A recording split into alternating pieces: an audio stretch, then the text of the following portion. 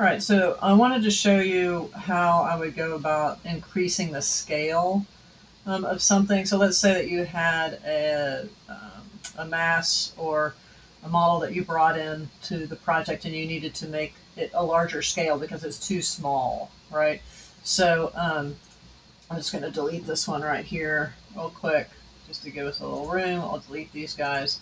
And let's say I wanted to make these three larger. I only had 3 floors and I wanted them to be bigger.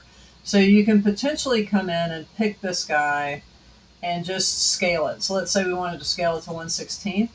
And we can scale it up to 1/16 and that's fine, but it does a bunch of things. Like it turns on the sections and there's some unexpected things that happen.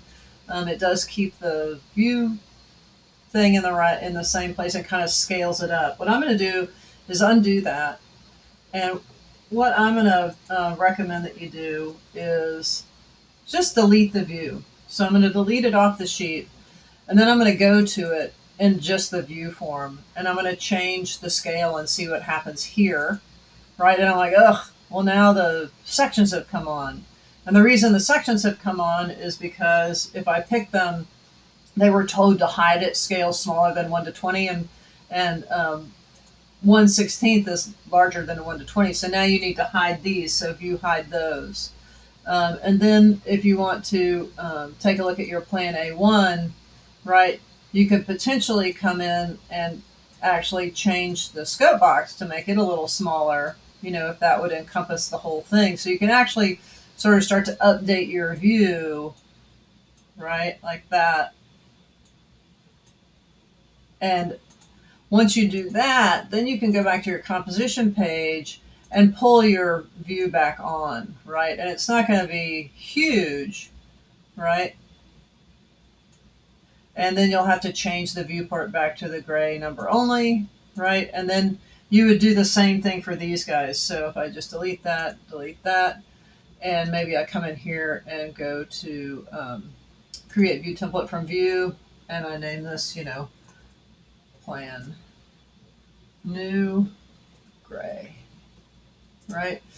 And I click OK, and then I just pick these two and apply that template, right? Because it'll apply all those settings, and I click OK, and then I can pull these guys on, right? Whoops, good set. Did I get the right one? Maybe apply view template, plan new gray. Okay. May not have gotten the right one. Let's see. Oh, that's better. So there's the second one. I'll just go and flip that to the gray number only, right? And then you can start putting them back on the sheet. Obviously, this you're going to have to move that over. Maybe it gets moved up there. You'll have to do some rearranging, but overall, it should work if you want to update your scale. And you would have to do that for, whichever views you needed to do that for. Okay. The final question, and let me just Control Z out of that, see how far back I can go and how quickly, is people were asking if you could have 2 sheets, one that had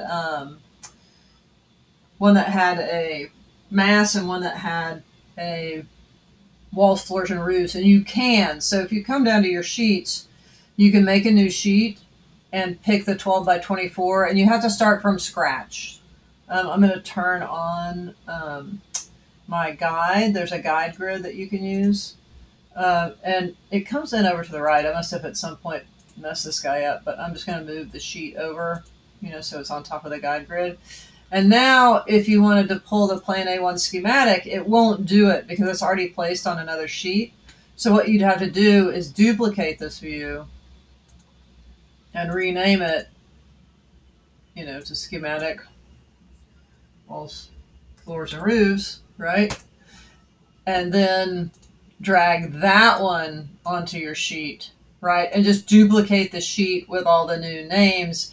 And then you can pick this one and apply the template properties for the plan schematic, right? And it will, let's see. Do I have walls, floors, and roofs on this?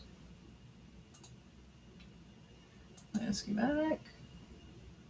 Apply properties. Yeah, I might not have walls, floors, and roofs on this. So let's edit that. What does it have? Yeah, it has. Yeah, it's turning everything off. I may have a roof on the top, but let's see. Is doing it. Yeah, I don't think I have all floors and roofs on this one, so it's not going to show up. But you would go in and change those settings. Let's turn this off. Yeah, I don't have walls, floors, and roofs, but then it would show the walls, floors, and roofs if they were actually on there. And you would just populate this page and duplicating all your views. So it's kind of up to you whether you want to change the template or duplicate all your views, and then you don't have to change the template. It'll just be there. You can just print them.